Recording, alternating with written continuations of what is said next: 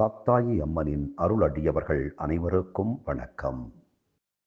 இன்றைய தினம் மகிழ்வான செய்தி உங்களை வந்தடைய வாழ்த்துகள். அபிராமி அந்தாதி பாடல் எண் 89.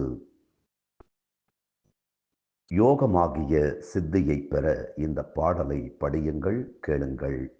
சிறக்கும் கமலத்திருவே, நின் சேவடி சென்னி வைக்க துறக்கம் தரும் நின் துணை வரும். நீயும் துரியமற்ற உறக்கம் தர வந்து உடம்போடு உயிர் உறவு அற்று அறிவு மறக்கும் பொழுது என் முன்னே வரல் வேண்டும் வருந்தியுமே.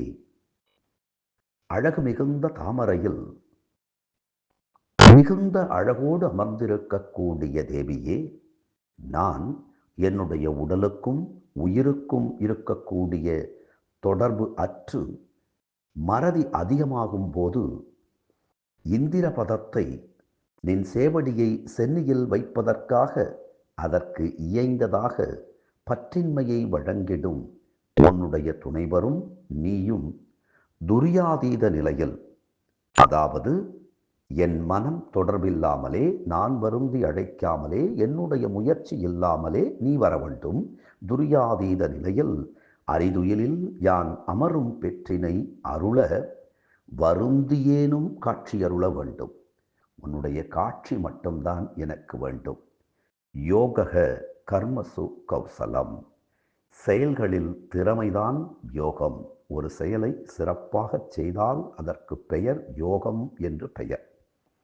வழிபாட்டை மிகச் சிறப்பாக செய்தால் அதற்கு பெயர் யோகம் என்று பெயர்.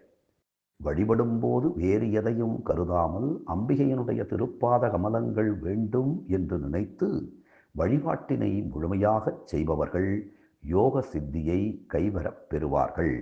அம்பிகை அவர்களுக்கு யோக சித்தி கூடுவதற்கு அருள் செய்வாள்.